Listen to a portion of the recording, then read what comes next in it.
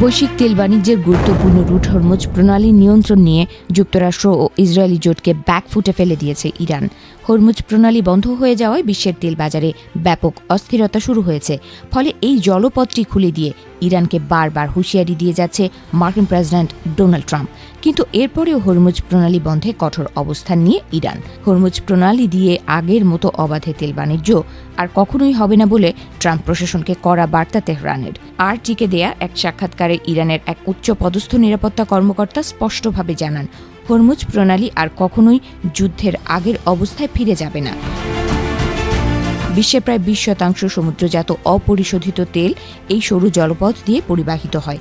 গত 1 মাস ধরে চলমান যুদ্ধের কারণে সরু এই জলপথ কার্যত অচল হয়ে আছে। এই অচলাবস্থার ফলে বিশ্বজুড়ে, বিশেষ করে যুক্তরাষ্ট্রে, তেলের দাম হু হু করে বাড়ছে। দেশটিতে প্রতি গ্যালন গ্যাসের দাম ইতোমধ্যেই $4 ছাড়িয়ে গেছে।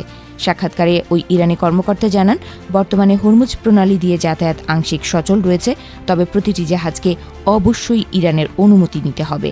যে দেশের পতাকাবাহী জাহাজ যাবে সেই দেশের সরকারকে সরাসরি তেহরানের সঙ্গে যোগাযোগ করতে হবে। এখন পর্যন্ত যুক্তরাষ্ট্র ও ইসরায়েল এবং তাদের কোনো সহযোগী দেশের জাহাজকে এই পথ দিয়ে যাওয়ার অনুমতি দেয়া হয়নি বলে জানান এই ইরানি কর্মকর্তা। তিনি জোর দিয়ে বলেন, হরমুজ প্রণালীর ওপর ইরানের নিয়ন্ত্রণ আছে এবং ভবিষ্যতেও থাকবে।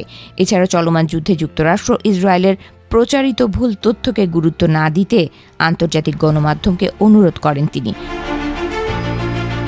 গত 28 জানুয়ারি যুদ্ধ শুরুর পর থেকে হরমুজ প্রণালী বন্ধ করে দিয়েছে ইরান। ফলে বিশ্বে তেল সরবরাহে ব্যাপক নেতিবাচক প্রভাব পড়েছে।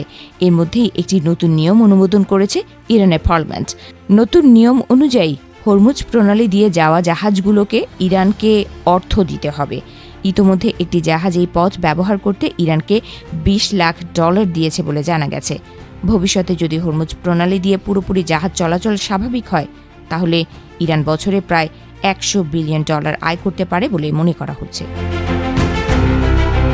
এদিকে হরমুজ প্রণালী নিয়ে দেয়া এক বক্তব্যে মার্কিন প্রেসিডেন্ট ডোনাল্ড ট্রাম্প বলেছেন, যেসব দেশ এই প্রণালী দিয়ে তেল আনার ওপর নির্ভরশীল তাদের সাহসী হওয়া উচিত, নিজেরাই পরিস্থিতি মোকাবেলা করা উচিত।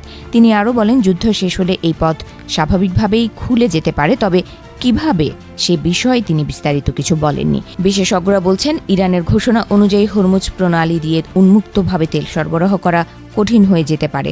আর এমনটি হলে যুক্তরাষ্ট্র ও এর আরব মিত্ররা সবচেয়ে বেশি বিপদে পড়বে বলে মনে করছেন তারা।